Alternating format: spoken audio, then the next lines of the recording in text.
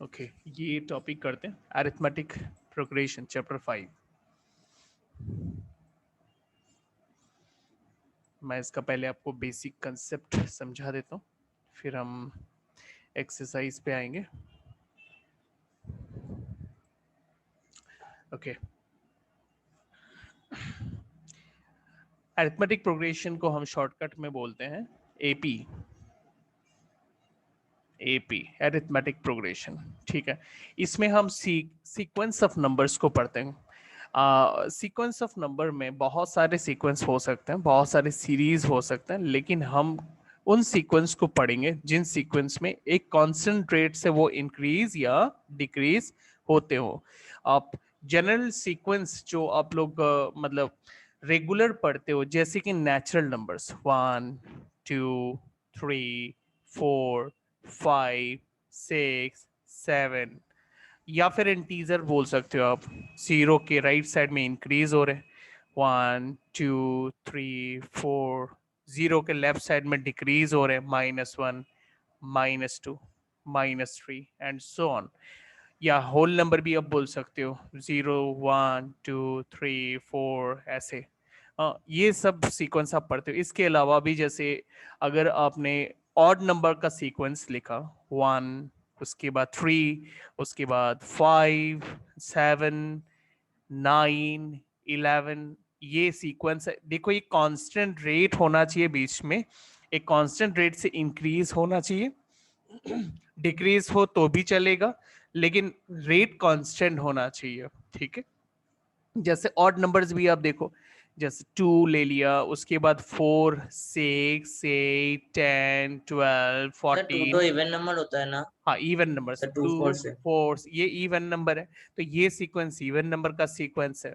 ये फर्स्ट वाला odd number का सीक्वेंस है, लेकिन सीक्वेंस तो कांस्टेंट रेट से बढ़ रहा है ना। ये मैटर करता है कि जो भी सीक्वेंस आप लिख रहे हो वो एक कांस्टेंट रेट से बढ़ रहा हो। इस चेंज इन रेट में दो टाइप के इक्विपमेंट्स या फिर टूल्स यूज होने चाहिए चेंज इन रेट के लिए। नंबर 1, एडिशन, ठीक है, या सेकंड, सब्ट्रैक्शन। सब्ट्रैक्शन, ये दो टूल जो है होने चाहिए चेंज इन रेट को, मतलब जो चेंज इन रेट के लिए रिस्पॉन्सिबल, जो भी रेट यहाँ पे इंक्रीज के लिए आ रहा है या डिक्रीज के लिए आ रहा है, उसको एडिशन या सब्ट्रैक्शन इफेक्ट करना चाहिए। जैसे कि सपोज आप कोई नंबर लेते हो, मान लो 5, और अब इसमें 3 के एडिशन से इसको चेंज करना चाहते हो। 3 के एडिशन से मतलब 5 है, अगला नंबर आपने 3 ऐड कर दिया, 8 बन गया। उसके बाद अगला नंबर इसमें आपने 3 ऐड कर दिया, 11 बन गया। फिर से आपने इसमें 3 ऐड कर दिया, 14 बन गया। फिर से ऐड कर दिया, 17 बन गया। तो ये एक सीक्वेंस है, क्योंकि यहाँ पे 3 एक कांस्टेंट रेट है यहाँ पे, जो कि ऐड होता जा रहा है। आप इसे +3 बोल सकते हो, इसमें +3 का चेंजेस है। अभी मान लो एक दूसरा सीक्वेंस लेता हूं, 24। अब इसमें भी 3 का चेंजेस मैं दिखाता हूं, बट इन सब्ट्रैक्शन मोड। इसमें से हम 3 को सब्ट्रैक्ट कर लेते हैं तो हमें मिलेगा 21। फिर से हमने 3 सब्ट्रैक्ट कर लिया, हमें मिला 18। फिर से 3 सब्ट्रैक्ट किया, 15। फिर 12, फिर 9 एंड सो ऑन। तो इसमें भी 3 का डिफरेंस है, लेकिन इस डिफरेंस को इस बार हम बोलेंगे -3 का सीक्वेंस में चेंजेस आ रहा है। -3, ओके, -3 का चेंज आ रहा है। फर्स्ट वाले में +3 का चेंज आ रहा था, एंड सेकेंड वाले सीक्वेंस में -3 का चेंज आ रहा था। तो चेंजेस जो होते हैं वो या तो एडिशन का होना चाहिए या तो सब्ट्रैक्शन का होना चाहिए, ठीक है। आपने अगर ऐसा बोला चेंज ही तो होना चाहिए, अब चेंज, एडिशन और सब्ट्रैक्शन से क्या मतलब है? मल्टीप्लीकेशन का भी तो चल जाएगा। तो 2 है, मैंने इसमें 2 और है मल्टीप्लाई कर दिया, 4 आ गया, 4 में और 2 मल्टीप्लाई कर दिया, 8 आ गया, 8 में और 2 मल्टीप्लाई कर दिया, 16 आ गया। फिर उसके बाद और 2 मल्टीप्लाई कर दिया, 32 आ गया। ये भी तो सीक्वेंस है, भला ये क्यों नहीं होगा? तो ये भी होगा, सीक्वेंस होगा, सीरीज भी होगा, लेकिन एरिथमेटिक प्रोग्रेशन नहीं होगा। एरिथमेटिक प्रोग्रेशन का मतलब एक कांस्टेंट रेट से प्रोग्रेशन होना चाहिए, और वो प्रोग्रेशन का जो टूल्स होता है वो एडिशन और सब्ट्रैक्शन ही होता है। वो ऐड होते हुए इंक्रीज होता जाए या चेंज होता जाए, या सब्ट्रैक्ट होते हुए चेंज होता जाए, ठीक है। ये जरूरी है मतलब जो एपी वाले सीक्वेंस के लिए, एपी वाले सीरीज के लिए ये भी सीक्वेंस है, इसे भी सीक्वेंस बोलेंगे। सीक्वेंस तो बहुत सारे टाइप के होते हैं, जैसे ये जो सीक्वेंस है इसे हम जियोमेट्रिक प्रोग्रेशन बोलते हैं, ऐसे और भी हार्मोनिक प्रोग्रेशन भी होते हैं, स्पेशल सीरीज भी होते हैं। सीरीज की कमी नहीं है, बहुत टाइप के सीक्वेंस होते हैं, ठीक है। तो इस तरह के डिफरेंट डिफरेंट टाइप के सीक्वेंस है। जैसे एक मजेदार सीक्वेंस मैं आपको और दिखाता हूं। जैसे मान लो फर्स्ट नंबर 1 है, उसमें मैंने 2 ऐड किया तो वो 3 बना, उसके बाद मैंने 4 ऐड किया, सॉरी 3 ऐड किया तो वो 6 बना, उसके बाद मैंने 4 ऐड किया तो 10 बना, उसके बाद मैंने 5 ऐड करा तो 15 बना, उसके बाद मैं 6 ऐड किया तो ये 16 बना। तो देखो कांस्टेंट रेट क्या है, यहाँ पे +2 ऐड हुआ, यहाँ पे +3 ऐड हुआ, यहाँ पे +4 ऐड हुआ, यहाँ पे +5 ऐड हुआ, यहाँ 6 ऐड हुआ, इसी तरह आगे जाएंगे तो हम 7 ऐड करेंगे। तो ये भी तो सीक्वेंस है। ये क्यों सीक्वेंस? इसमें भी तो कांस्टेंट रेट से बढ़ रहा है, लेकिन ये जो कांस्टेंट रेट है वो सेम थोड़ी ना है, इसलिए ये भी एपी है, बट ये भी स्पेशल सीरीज है, ये भी एक टाइप का सीरीज है, इसे भी हम मना नहीं कर सकते सीरीज नहीं है। तो सिर्फ सीरीज डिफरेंट टाइप के हो सकते हैं, बट हम इतना डीप में नहीं जाएंगे, हम एकदम बेसिक वाले सीक्वेंस को ही स्टडी करेंगे जो एडिशन और सब्ट्रैक्शन से बनता हो, ठीक है। ओके, तो चलो हम कौन से सीक्वेंस की स्टडी करेंगे वो मैंने जस्ट आपको अभी बताया। इसके अलावा हम अभी इन्हीं सीक्वेंस को थोड़ा डीप नॉलेज लेंगे, ठीक है। जैसे कि अभी हमने बोला कि हम उन सीक्वेंस को स्टडी करेंगे जिन सीक्वेंस में एडिशन या सब्ट्रैक्शन आता है। जैसे फॉर एग्जांपल अपने एक नंबर लिया 5 और उससे मैंने 5 से ही ऐड किया, तो अगला नंबर मुझे क्या मिलेगा? अगला नंबर मुझे क्या मिलेगा? 5 + 5, आप सीधा बोल सकते हो 10 मिलेगा। हाँ, सही बात है। उसके बाद सेकंड वाला नंबर मुझे क्या मिलेगा? सेकंड वाला नंबर मुझे 15 मिलेगा, सही बात है 15 मिलेगा, बट मैं इसे 2 × 5 लिखूंगा, 5 + 2 × 5, मतलब मैं जितना ऐड कर रहा हूं उसका रिकॉर्ड में अलग से रख रहा हूं। ये पहला नंबर 5 था, उसमें उसके बाद मैंने उस 5 में क्या करा, एक 5 और जोड़ दिया। उसके बाद मैंने क्या किया, उसी 5 में ना एक 5 तो जुड़ा हुआ था, उसके बाद मैंने एक 5 और जोड़ दिया, मतलब टोटल 2 5 जुड़ गए यहाँ पे। उसके बाद मैंने क्या करा, उसके साथ मैंने एक और 5 जोड़ दिया, कितने बन गए वो? 3 × 5 बन गया।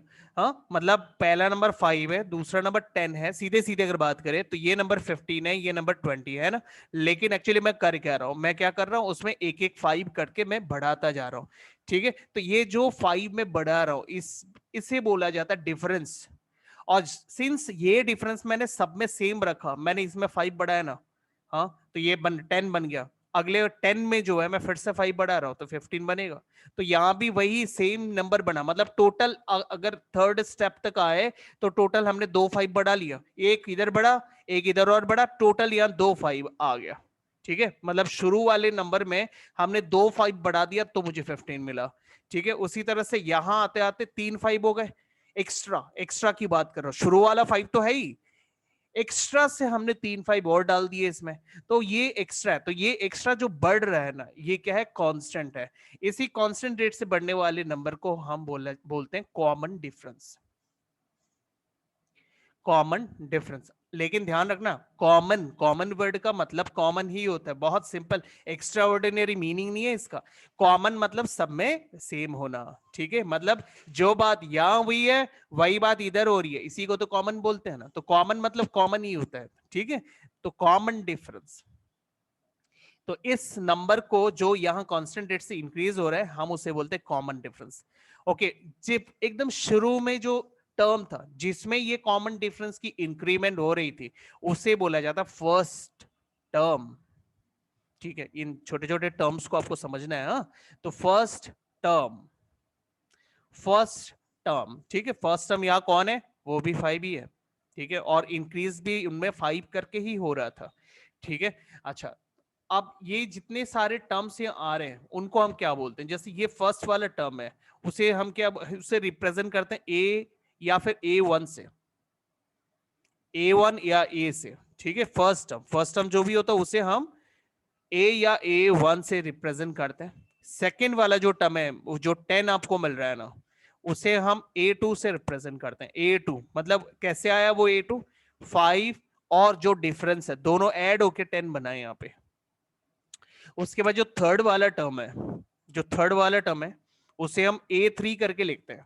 वो कैसे बना? हमारा जो फर्स्ट वाला टर्म था उसमें एक 5 तो हमने सेकेंड टर्म में ऐड करा था, उससे वो 10 बन चुका था, एक 5 और हमने ऐड करा, मतलब टोटल यहाँ 2 5 ऐड हो चुका है। ठीक है, फर्स्ट टर्म कितना है, फर्स्ट टर्म 5 है, और 5 डिफरेंस कितने हैं, 2 5 का। यहाँ 2 5 का डिफरेंस है, क्योंकि एक 5 तो ऑलरेडी डिफरेंस हो चुका है ना, यहाँ पे 10 आ चुका है, तो 10 में भी 5 ऐड हो रहे हैं यहाँ पे। तो मैं सेकेंड टर्म के रेस्पेक्ट में नहीं दिखा रहा हूं, मैं आपको फर्स्ट टर्म के रेस्पेक्ट में ही दिखा रहा हूं। ठीक है, अब आप बोल सकते हैं सीधा सीधा 10+5 भी तो बोल सकते हैं, ऑफ कोर्स बोल सकते हैं, लेकिन हम इसमें एक फॉर्मूला फॉर्म करने की कोशिश कर रहे हैं सीक्वेंस को बनाने के लिए, इसलिए मैं आपको हमेशा फर्स्ट टर्म के रेस्पेक्ट में ही दिखाऊंगा। मतलब थर्ड वाले नंबर में 2 5 का एडिशन आ चुका होगा, आपको टोटल 15 मिला होगा। ठीक है, उसी तरह से अगर फोर्थ टर्म की बात करें तो टोटल पहला टर्म तो 5 ही है, लेकिन 2 5 यहाँ आ चुका था, अब एक 5 और इसमें जुड़ जाएगा, 3 5 टोटल। मैं इसको 5 + 3 × 5 भी बोल सकता हूं, मतलब ऑल टुगेदर 20 आपका बना होगा यहाँ पे। ठीक है, तो उसी तरह से अभी मैं अगर थोड़ा सा डिस्टेंट नंबर, जब एक और डिस्कस कर लेते हैं, जैसे मान लो फिफ्थ टर्म की बात करें, फिफ्थ टर्म मतलब फर्स्ट 5 के अलावा मुझे 4 5 और मिलेंगे, क्योंकि यहां तक तो 3 5 आ चुके थे, मतलब यहां मुझे 4 5 एक्स्ट्रा मिलेंगे, जिससे ये बन जाएगा 20, है ना, 25, ये 20 और यहाँ पे 5 25। उसी तरह से अगर अब मुझे आप बताओ, अगर सिक्स टर्म की बात करें तो मुझे एक्स्ट्रा कितने 5 मिलेंगे, 5 × 5 5 × 5।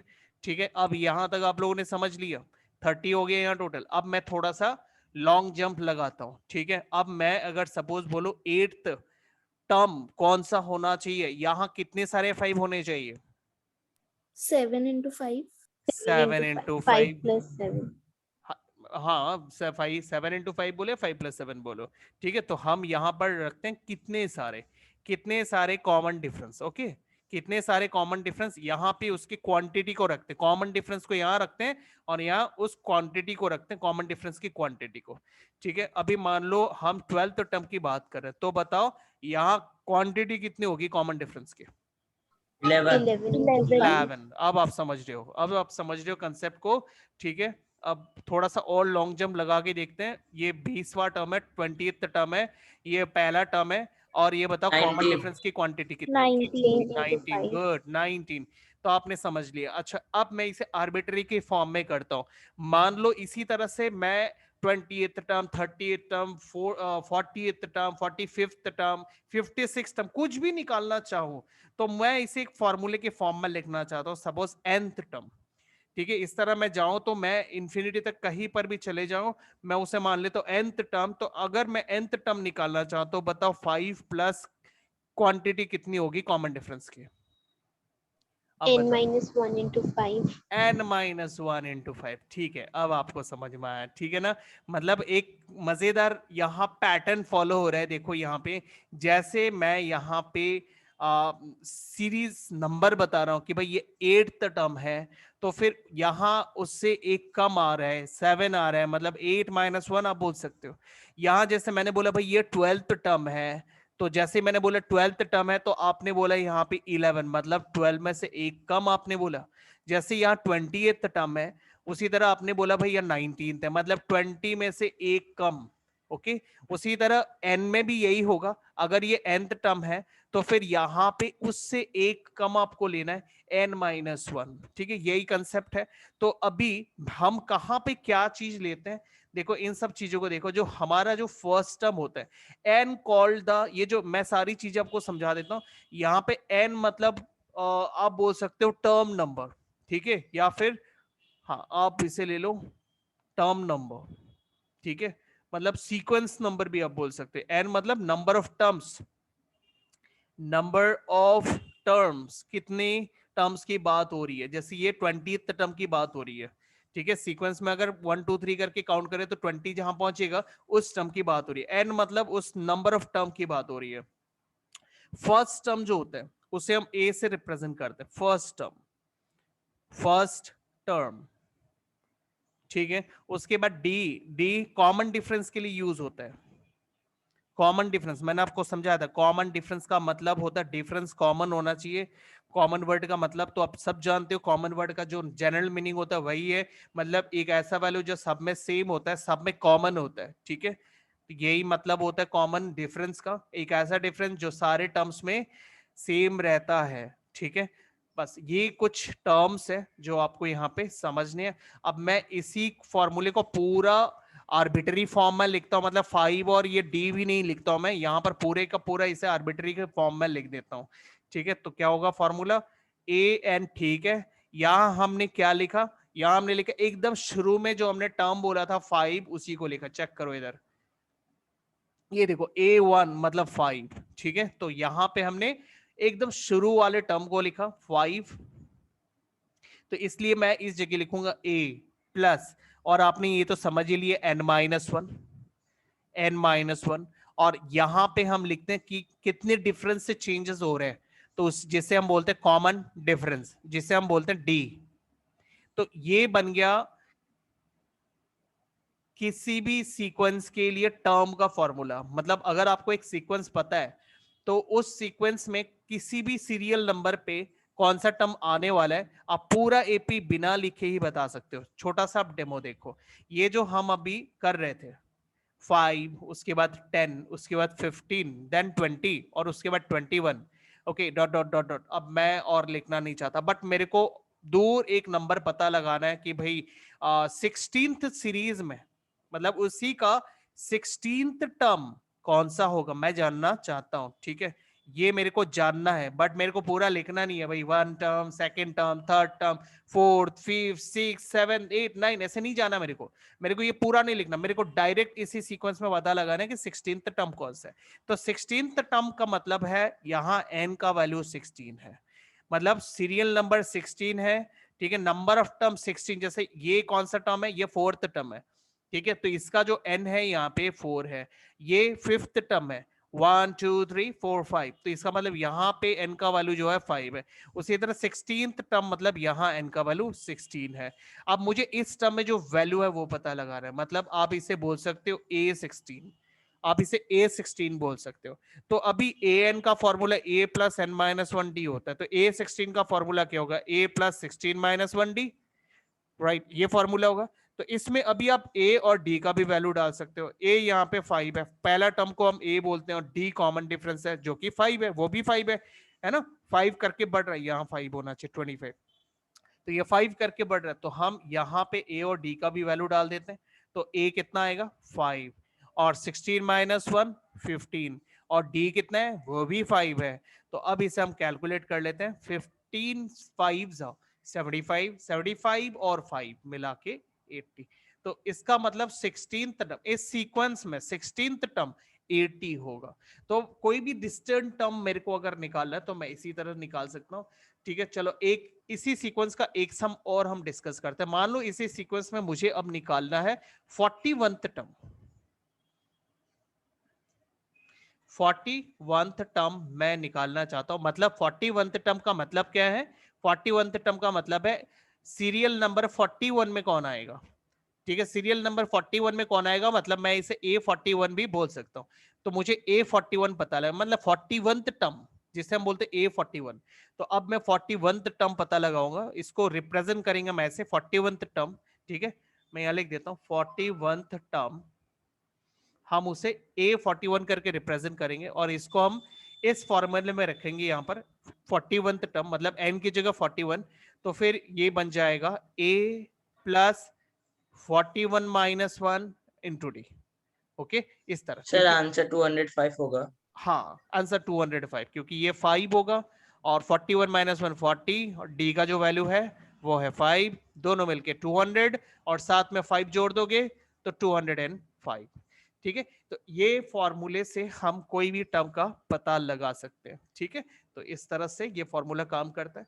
अच्छा, अब इस एपी वाले एकदम बेसिक टाइप के जो क्वेश्चंस होते हैं वो क्या होता है, जैसे सपोज मान लो आपको एक सीक्वेंस दिया गया, जैसे मान लो 3, उसके बाद 8, उसके बाद 13, उसके बाद 18, उसके बाद 23 एंड सो ऑन, ये सीक्वेंस दिया गया। आपको बोल सकते हैं कि भाई फर्स्ट टर्म बताओ, तो ये इतना इजी समय, आप लोग बोलोगे कि भाई ये क्या सर पूछ रहे हैं, इतना तो इजी समय। इसमें पहला टर्म तो 3 यहाँ दिख ही रहा है, तो यहाँ लिख दो 3। साथ में आपसे पूछा जा सकता है कॉमन डिफरेंस, तो एकदम बेसिक है। ठीक है, फर्स्ट एक्सरसाइज आपका इसी टाइप की एक्सरसाइज है जिसमें आपसे पूछा जा सकता है कॉमन डिफरेंस। तो कॉमन डिफरेंस क्या है देख के बताओ। 5. तो 5. 5 है। अच्छा, अब मैं एक और बात बताता हूँ। कॉमन डिफरेंस को ऐसे तो हम डी से रिप्रेजेंट करते हैं, और इसको निकालने का जो फॉर्मूला होता है ना, वो होता है दो टर्म के बीच का डिफरेंस। दो टर्म, आप इन दोनों टर्म को देखो, चाहे आप 8 और 13 के बीच का गैप देख लो, या 13 और 18 के बीच का गैप देख लो, ऐसे देखा जाता है। तो अब ये डिफरेंस को निकाला कैसे जाता है, ये भी बात है। क्या मैं 3 - 8 करके निकालूं, क्या मैं 8 - 3 करके निकालूं, क्या कोई डिसिप्लिन वे नहीं है इसको निकालने का? तो है, डिसिप्लिन वे है। आप जिन दो टर्म को टारगेट कर रहे हो, भाई इन दोनों के बीच का मैं गैप निकाल लेता हूं, मेरे को कॉमन डिफरेंस पता लग जाएगा। तो आपने अगर फैसला कर लिया इनके बीच का निकालना, ये फर्स्ट दोनों के बीच में, तो इसमें रूल आएगा next term minus previous term. ये कंसेप्ट है, इस तरह से आप निकालोगे। अब अगर आप पहला दोनों के बारे में बात कर रहे हो, तो फिर फॉर्मूला बनेगा A2 - A1। अगर आप बोल रहे हो नहीं मैं सेकंड और थर्ड के बीच का डिफरेंस चेक करना चाहता हूं, तो बन जाएगा A3 - A2। और अगर आप बोलोगे नहीं मैं सेकंड और थर्ड नहीं, मैं थर्ड और फोर्थ के बीच का गैप निकाल के देख लेता हूं कितना कॉमन डिफरेंस आएगा, तो आपने थर्ड और फोर्थ का प्लान बनाया, तो आप लिखोगे A4 - A3। मतलब आप जिन दो के बारे में सोच रहे हो, प्लान कर रहे हो कि उनका बीच का डिफरेंस मैं चेक करूंगा, तो डिफरेंस चेक करने का कंसेप्ट होता है नेक्स्ट माइनस प्रीवियस। आप जिन दोनों के बारे में सोचेंगे, उन दोनों में नेक्स्ट कौन है वो देखो। आप जैसे 13 और 18 की बात कर रहे हो, तो नेक्स्ट कौन है 18, प्रीवियस कौन है 13, तो 18 - 13 ध्यान रखना। ठीक है, इस तरह। ये नहीं कि भाई सब्ट्रैक्ट करेंगे तो बड़ा माइनस छोटा करेंगे, वो वाला चीज इसमें नहीं आता। इसमें हमेशा रूल आता है नेक्स्ट माइनस प्रीवियस, भले ही नेक्स्ट वाला नंबर छोटा हो प्रीवियस वाला बड़ा हो, आप छोटे से ही बड़ा वाला माइनस करोगे कोई फर्क नहीं पड़ेगा, लेकिन रूल यही है कि आपको नेक्स्ट में से प्रीवियस ही माइनस करना है। ठीक है, यही रूल है, इसी से आपको कॉमन डिफरेंस हमेशा निकालना है। तो अगर मैं सपोज सोचता हूं कि नहीं इन दोनों के बीच में निकालूंगा, तो इन दोनों के बीच में नेक्स्ट कौन है, नेक्स्ट 23 है, तो मुझे 23 रखना है। फिर माइनस प्रीवियस कौन है 18 है, तो मैं यहाँ पे 18 रख लूंगा। 23 - 18 मेरे को 5 मिल रहा है। तो ये है कॉमन डिफरेंस को कैलकुलेट करने का सही तरीका। ठीक है, अच्छा, अभी इस तरह से आपने फर्स्ट टर्म निकाल लिया, कॉमन डिफरेंस निकाल लिया। जी बोलिए। सर सपोज हम लोग का नंबर है 24, 21 और सर वैसे 3 का डिफरेंस है, वो जाते जा रहा है, तो सर उसमें भी हम लोग को 21 - 23 मतलब सेकंड प्रीवियस नंबर फिर पहला वाला करना पड़ेगा। हाँ, इसमें हम लोग थोड़ा डिस्कस करते हैं। देखो, जैसे आपने बोला 24, 21, फिर आगे आएगा 18, उसके बाद आएगा 15, देन 12 आ रहा है, उसके बाद 9 आ रहा है, एंड सो ऑन। ठीक है, अब यहाँ मुझे डिफरेंस निकाला। अब मैंने आपको डिफरेंस का फॉर्मूला दिया है भाई, कॉमन डिफरेंस, तो कॉमन डिफरेंस निकाल रहा है। ऐसे आप मुझे इसको देखो, मुझे कोई फॉर्मूला नहीं समझ में आता। अब सपोज आप ऐसा सोच रहे हो मेरे को फॉर्मूला नहीं समझ में आ रहा, मैं तो ऐसे ही निकालूंगा। ठीक है, तो फिर बताओ क्या डिफरेंस दिख रहा है आपको? 3 - 3। देखो यहाँ पे दो जवाब आ गया, 3 ना -3। आप सही बोलो, सही तरीके से बोलो। 3 बोलना है तो 3 बोलो, -3 बोलना है तो -3 बोलो, पक्का करो एकदम। -3.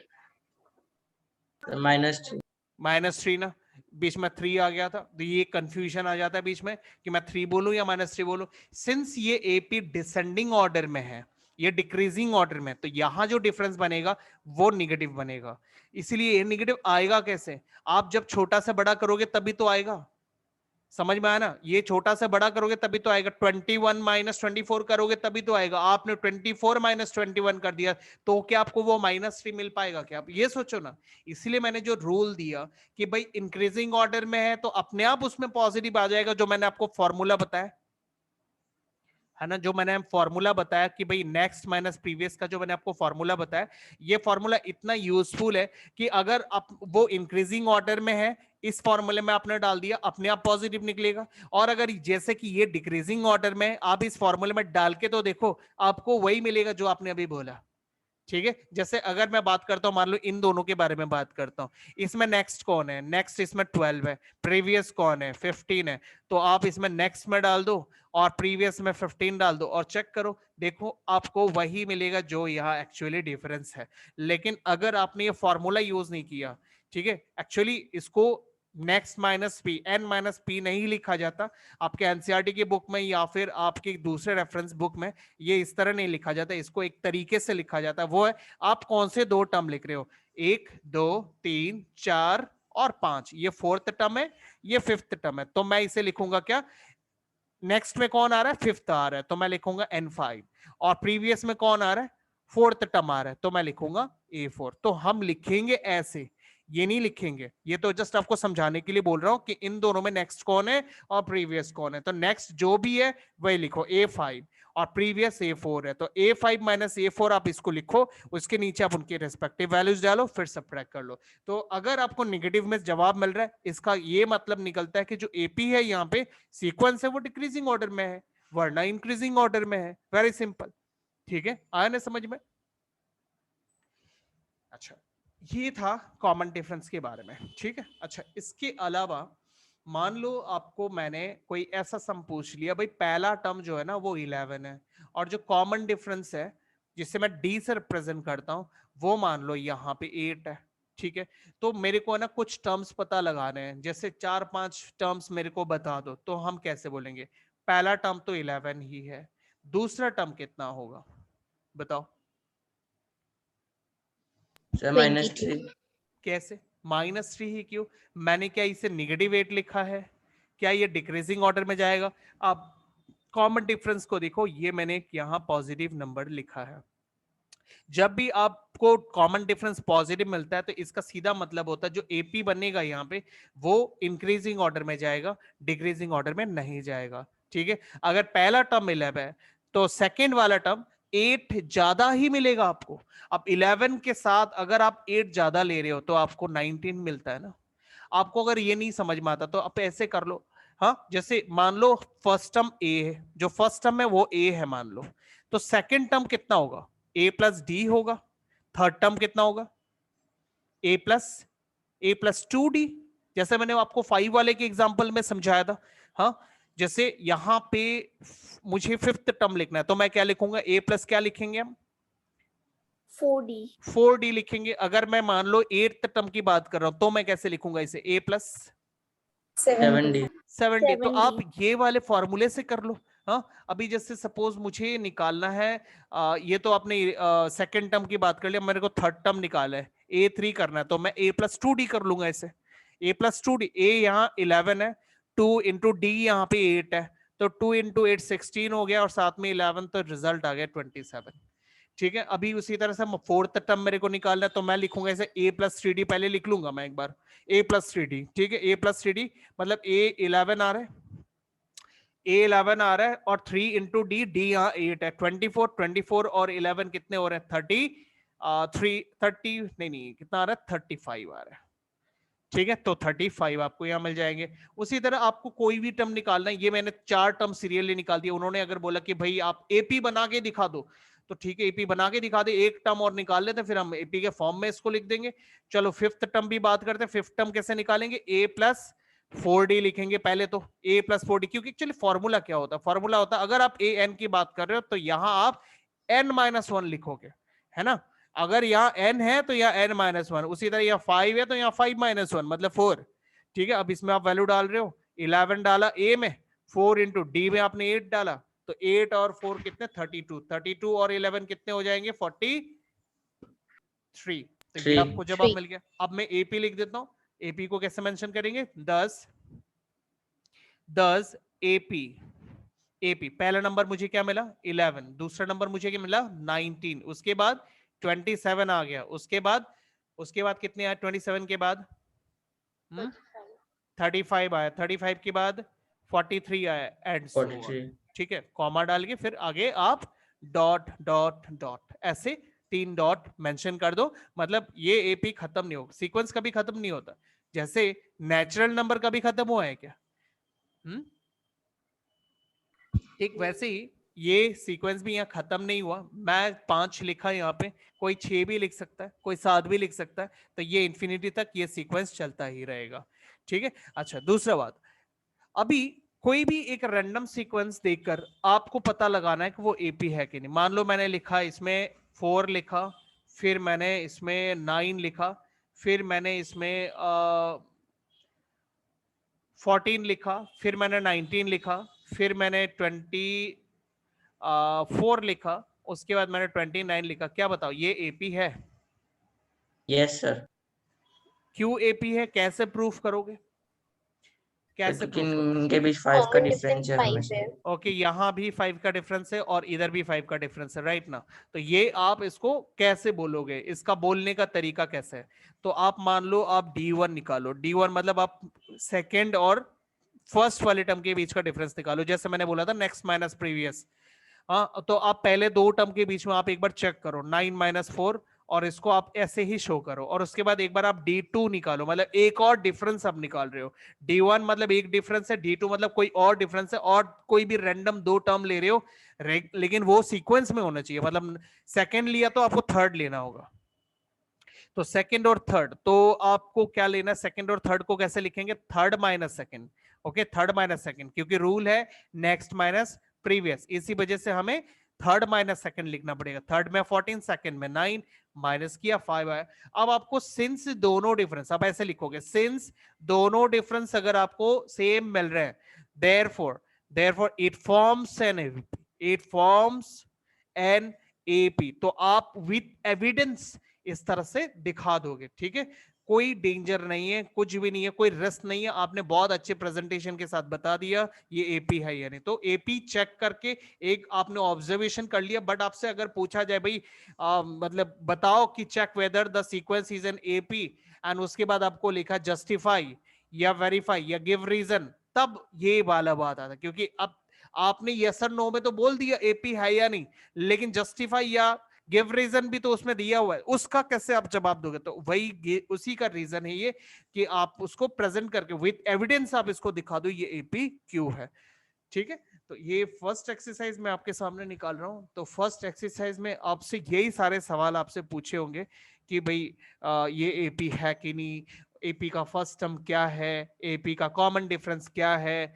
ठीक है, ये सारी चीजें जो है आपको बताना, या फिर जैसे कि आपको एपी बना के दिखाना। ये क्वेश्चन नंबर 2 आप देखो, यहाँ पे जैसे फर्स्ट टर्म दे दिया 10, कॉमन डिफरेंस दे दिया 10, फिर बोला कि भाई आप 4-5 टर्म बताओ, find first 4 terms of the AP, है ना। आप एपी का फर्स्ट 4 टर्म्स इसमें बता दो। ठीक है, आपको फर्स्ट टर्म ए और कॉमन डिफरेंस डी यहाँ बताया हुआ है, क्वेश्चंस में बताया हुआ है, आप 4 टर्म्स बता दो। तो अगर मैं नंबर 1 लेता हूं तो 4 टर्म मेरे पहला टर्म तो ये खुद ही है, ये खुद ही है ना।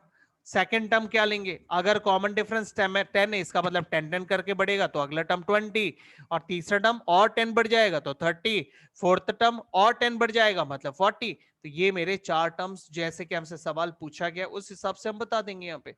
चलो एक सम और हम करके देखते हैं, कौन सा देखें, नंबर 5 देखते हैं। चलो नंबर 5 में हमारा पहला टर्म क्या है, A1 हम पहले टर्म को ही बोलते हैं, जो ये है -1.25। सम्स देखने में नंबर्स बहुत कॉम्प्लिकेटेड दिया, ऐसे नंबर्स किसी को भी पसंद नहीं है ना, लेकिन कॉम्प्लिकेटेड है। तो मैं आपको फॉर्मूला याद दिलाता हूं, जो फॉर्मूला आपने सीखा हुआ है आप उसी फॉर्मूले से कर लो।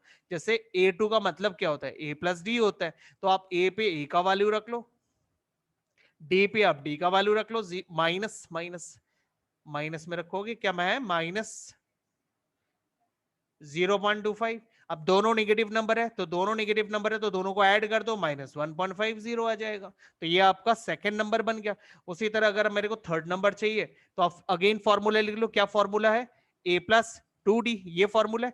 तो आप A पे -1.25 फर्स्ट टर्म का रख लो इसे, और फिर plus 2 into common difference, common difference है 0.25। ठीक है, अब 2 इंटू -0.25 अगर हम कैलकुलेट करेंगे तो हमें मिलेगा -0.50, राइट। 25 2 ज़ा 50, आपको ये मिल रहा है। अब दोनों मिला के, दोनों में नेगेटिव साइन है तो दोनों को ऐड कर दो, तो आपको मिलेंगे -1.75। तो ये आपको थर्ड टर्म मिल गया।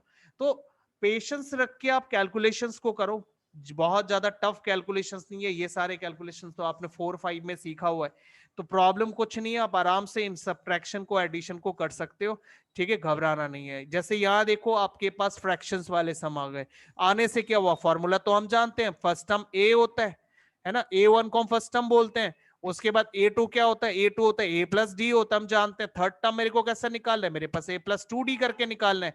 फोर्थ टर्म कैसे निकालना चाहते हैं, तो A+3D करेंगे। बस हम फॉर्मूला जानते हैं, फॉर्मूले में हमारे पास वैल्यू डालने के लिए दिए हुए हैं वैल्यू, तो दिक्कत किस बात का, अब वैल्यूज डालो, वैल्यूज डाल के अब इसे कैलकुलेट कर लो, आपको चारों के चारों टर्म्स का पता लग जाएगा, वेरी सिंपल है ना। उसके बाद देखो क्वेश्चन 3 में, हाँ बोलो बोलो। सर अगर कॉमन डिफरेंस 0 हुआ तो कैसे करेगा, रोमन न्यूमेरल क्यों, 2 में क्या दिया है दिक्कत है, कॉमन क्या डिफरेंस। दिक्कत है, डी में 0 डालने से नॉट डिफाइन हो जाएगा क्या, हम इन फॉर्मूलेज में डी में अगर 0 को डाल दे तो क्या प्रॉब्लम है। देखो आप है ना ठंडे दिमाग से सोचो, एपी का मतलब होता है एक ऐसा सीक्वेंस जिसमें एक कॉमन गैप रहे, ठीक है, हाँ एक कॉमन गैप है। अभी मान लो आप 4 दोस्त हो, है ना, 4 दोस्त को बोला कि भाई एकदम लाइन में खड़े हो जाओ, एक जन यहाँ खड़ा हो गया, एक जन यहाँ खड़ा हो गया, ठीक है, इस तरह से आपने गैप बना के खड़े हो गए, हाँ चारों खड़े हो गए। अब यहाँ पे गैप है बीच में, सोशल डिस्टेंसिंग मेंटेन कर रहे हो, हाँ फिर जब मम्मी या पापा यहाँ से चले गए, बोले हटो सोशल डिस्टेंस, सब सामने सामने खड़े हो जाओ, तो सब लोग एकदम एकदम चिपक चिपक के खड़े हो गए, चलो हो गए। तो इससे क्या फर्क पड़ता है, क्या इन्होंने एकदम मतलब जो है एक सीक्वेंस में खड़े नहीं है, क्या सीक्वेंस में खड़े हैं, सीधे खड़े, एक लाइन पे खड़े हैं, ये भी एक लाइन पे खड़े हैं। हाँ अब लाइन पे खड़े होने के लिए गैप बराबर होना जरूरी है, ठीक है, वो गैप जो बराबर है वो मिनिमम 0 और मैक्सिमम कुछ भी हो सकता है, मतलब जो गैप है वो 0 या 0 से ज्यादा हो सकता है, जो डिफरेंस है वो 0 या 0 से ज्यादा हो सकता है। तो एकदम गैप बीच में कम हो या फिर बहुत ज्यादा गैप हो तो भी चलेगा, लेकिन रूल है गैप सबके बीच का बराबर होना चाहिए, भले वो 0 का गैप है, कोई फर्क नहीं पड़ता। ओके, नेगेटिव डिफरेंस हो तो भी चलेगा, ठीक है, नेगेटिव डिफरेंस हो इनमें तो भी कोई दिक्कत नहीं है हमें, ठीक है, बात समझ में आ गया। हाँ सर।